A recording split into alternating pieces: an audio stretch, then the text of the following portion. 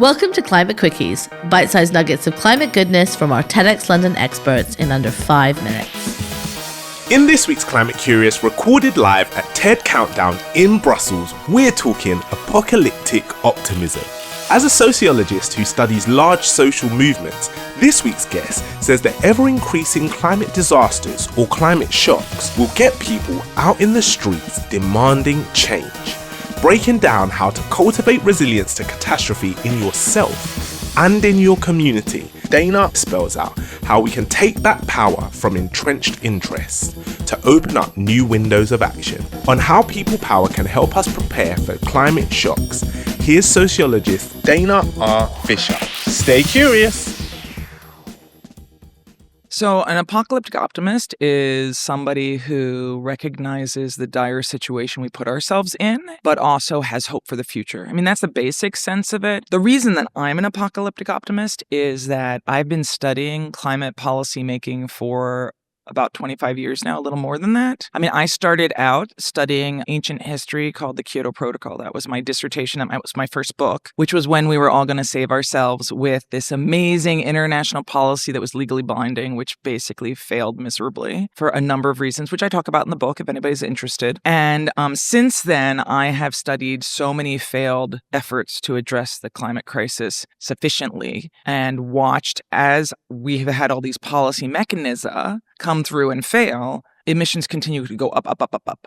So while people are celebrating here, and there is cause for celebration that we have clean energy is now scalable, it is inexpensive. But while clean energy is growing around the world, it is only adding to our energy consumption. It is not replacing fossil fuels yet. So basically, all of my research over the years showed that there were all these opportunities that were missed. We are in a time of climate crisis. Literally, we are in a period of time where extreme weather is coming more frequently. It is hitting with more severity. And the climate scientists, I'm a scientist. I'm a social scientist. I work with the IPCC, the Intergovernmental Panel on Climate Change, which is the scientific body that advises the United Nations. I wrote with Working Group 3 on mitigation, but I work with all of the natural scientists and the atmospheric scientists who are like screaming at the top of their lungs that nobody's listening to them, and that basically, given the concentrations of greenhouse gases we have in the atmosphere, the polar ice is going to melt. Seas are going to rise. Seas are going to get much warmer, and they're going to lead to these extreme weather events like we are starting to see.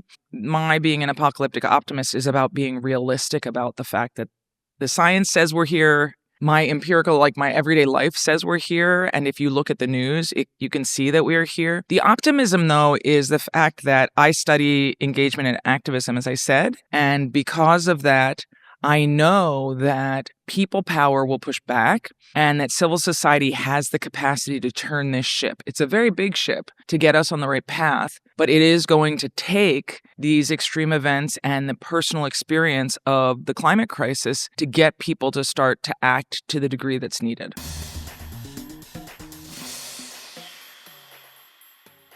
First is that activism and engagement must create community and solidarity. And this is part of building an intersectional capacity across identity, orientation, and social class so that we can actually bring enough people together to work collectively to address the climate crisis meaningfully. And one of the big challenges with the climate movement is the lack of connection with labor.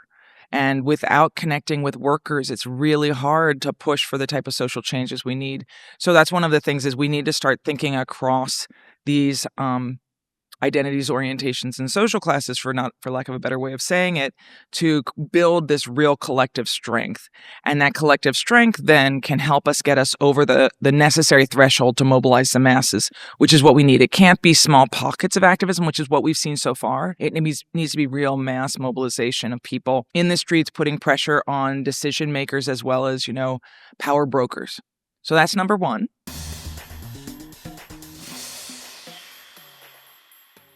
Number two is that disruption, repression, and even violence can help jolt sympathizers to get involved.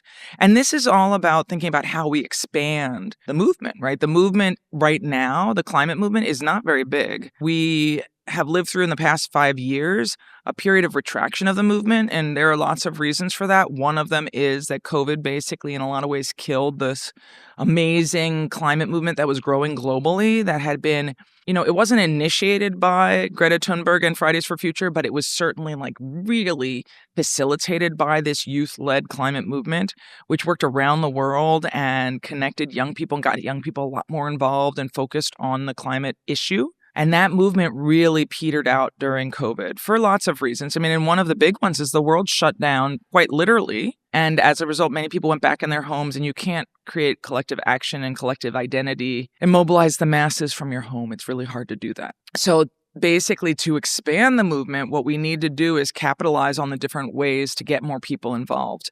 And one of them is disruption, and that involves thinking about what we call in my world the radical flank effect, which is basically all those people who are stopping traffic and throwing soup or smearing paint and doing all of those things that many people in the general population think are really annoying. And they are annoying. In fact, those tactics are extremely unpopular. But research actually shows that while the disruption can be very unpopular, what it actually does is draw attention to what we call sympathizers. Those are people who care about the issue but are not involved in the movement. Gets them to connect with more moderate components of the movement. And as a result, it expands the movement generally. And so that's part of it.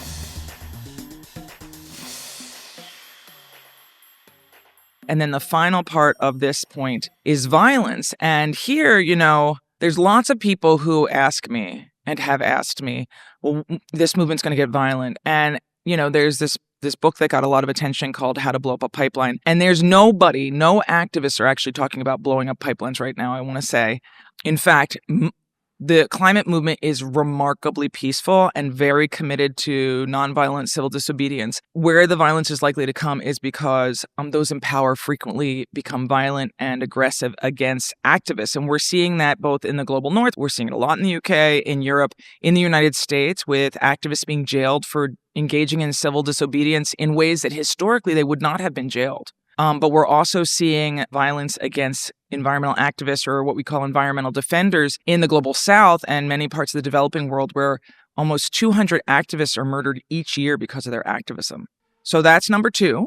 So that's about building the movement.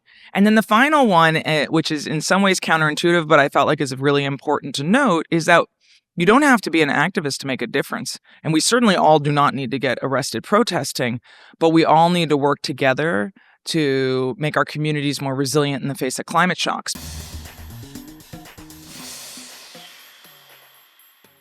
As the movement is growing and building capacity, climate shocks are coming, and they're coming more frequently, and they're hitting with more severity. So our communities are going to be affected, and many more people are going to start to experience these climate shocks, in the next few years. I know people in the past few years, like we saw wildfire smoke in New York and in DC where I live, and people have been affected by wildfire floods. There have been these amazing storms all over the world. And so people are being affected. And so the last thing that I really think is important to note is that what we need to all do is start to work within our communities to build capacity for resilience, to support one another as climate shocks come. Because even with the movement building, and it's still quite small, it's going to take a while. And unfortunately, we haven't done enough to address the climate crisis. So we're going to experience more climate shocks.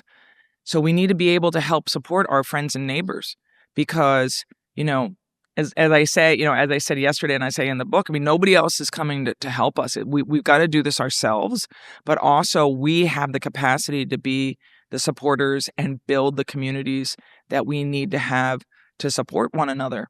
And we're going to need that support. It's so much better to do the work and build that kind of relational support within our communities now rather than when disaster strikes and you see these strangers parachuting in to help, which is wonderful that they do. And there are all of these programs around the world and, that we see, the Red Cross does amazing work. There are so many different work, programs that come in. There are a lot of disaster focused programs in different countries that are focusing and supporting communities.